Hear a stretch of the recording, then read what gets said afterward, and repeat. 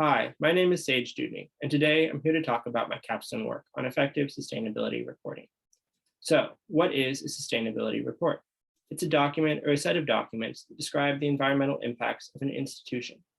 That could be a city, a country, a business, a nonprofit, or anything in between. They tend to be pretty long, and they vary in scope and form. Some reports are a lot more readable than others, and that's a big part of what I want to address today. These reports are key to understanding our environmental impacts, and right now, many of them have a lot of room to improve, which inspired my research question.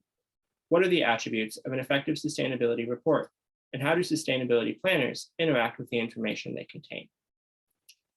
To answer my question, I conducted a literature review, identified popular reporting platforms, conducted interviews, and interned at the Northwest School, which is a Seattle-based private school that is considering a carbon neutral 2030 target.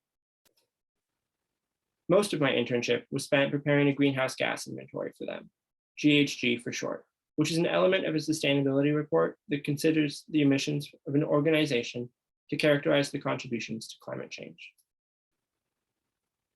As I said before, there's a lot of variance to sustainability reports. Some of it is necessary because institutions have different needs, but some of it is pretty arbitrary. Here, I've tried to generalize the attributes of an effective report with three key words. A report should be thorough, accurate, and actionable. A report should be thorough, which means you don't want to leave the important stuff out. Context is really important here. We need to consider the communities an institution is impacting. One problem many organizations encounter is that they focus on numeric targets and ignore the original intent of their commitments. A report should be considering the context of the community, like who can afford to make the improvements the report calls for. Numeric targets can also privilege band-aid solutions like carbon offsets instead of the behavioral change that is needed. So context is important.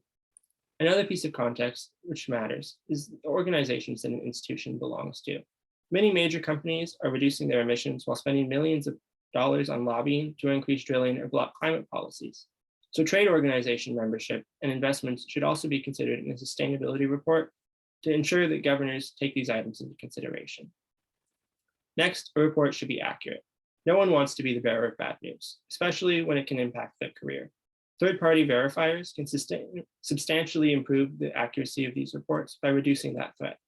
They can also provide guidance on reporting standards, which is important because by standardizing these reports, we can provide learning opportunities and improve room for comparison. Third-party verifiers help with both of these points, but these processes can be expensive, especially for small organizations, and we need to make sure that verification is accessible to smaller institutions. Third, and perhaps most importantly, a report should be actionable. Decision makers need to know where to make changes, so a report has to be detailed enough to identify the main problem areas. Reports should also consider the costs of action. Most institutions prioritize profits, and while we hope for that to change, a report is more likely to galvanize action if it considers how to pay for the changes that it's calling for. Finally, sustainability reports need to be made yearly, or at least once every 2 years. If they aren't frequent enough, we can't measure the changes we want to implement. One of the more interesting takeaways from my interviews was that even among sustainability planners, conversations seem to be the main source of information on sustainability at their institution, instead of papers or written documents. This is important info because we need to understand that written reports are less impactful, and we should be designing sustainability reports to spark the conversations that will actually lead to the change we want. So, why does my work matter? Most countries and companies have made a commitment to improve sustainability at this point, but they can't follow through on those commitments unless they receive effective reports. By understanding how reports are used, we can better direct our efforts and empower transformative climate action.